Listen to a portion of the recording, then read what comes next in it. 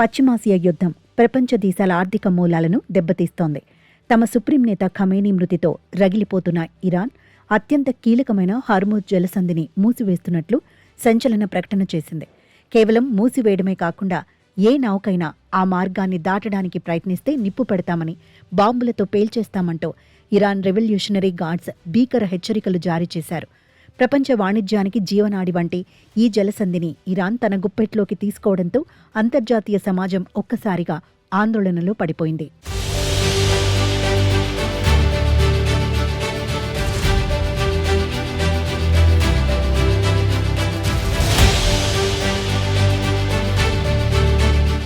ప్రపంచం మొత్తం మీద వినియోగించే ముడి చమురులో 5వ వంతు ఈ సన్నని మార్గం నుంచే రవాణా అవుతుంది. భారత్, చైనా, జపాన్, దక్షిణ కొరియా వంటి దేశాలకు అవసరమైన చమురు, ఎల్ఎన్జీ గ్యాస్ అత్యధికంగా ఇక్కడి నుంచే రావాలి.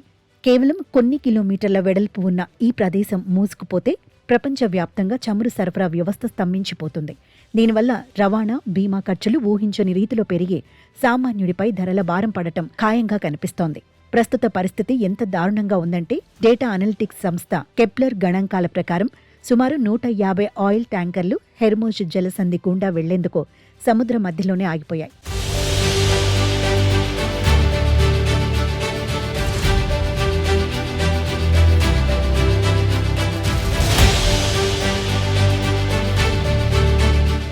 జలసంధికి తూర్పు వైపున మరో 60 ట్యాంకర్లు వేచి చూస్తున్నాయి. ఇప్పటికే ముడి చమురు ధరలు ఆకాశాన్ని తాకుతుండగా ఈ ప్రతిష్టంభన వల్ల రేట్లు మరింతగా పెరగనున్నాయి. గత ఫిబ్రవరిలో ఇరాన్ కేవలం సైనిక విన్యాసాల కోసం కొద్దిసేపు మార్గాన్ని మూసివేసినప్పుడే చమురు ధరలు 6% పెరిగాయి. ఇప్పుడు పూర్తి స్థాయిలో మూసివేస్తే పరిస్థితి ఏంటన్నది భయం కలిగిస్తోంది. హార్మూజ్ సంక్షోభం భారత్పై తీవ్ర ప్రభావం చూపే అవకాశం ఉంది. మన దేశ ఇంధన అవసరాల్లో అధిక భాగం గల్ఫ్ దేశాల నుంచే వస్తాయి. ఈ మార్గం మూసుకుపోతే దేశంలో పెట్రోల్, డీజిల్ ధరలు భారీగా పెరిగి నిత్యావసర వస్తువుల ధరలు కూడా ఆకాశాన్ని తాకుతాయి. అమెరికా, ఇజ్రాయెల్ దాడులకు ప్రతీకారంగా ఇరాన్ తీసుకున్న ఈ నిర్ణయం పరోక్షంగా ప్రపంచ దేశాలన్నింటినీ యుద్ధంలోకి లాగుతోంది.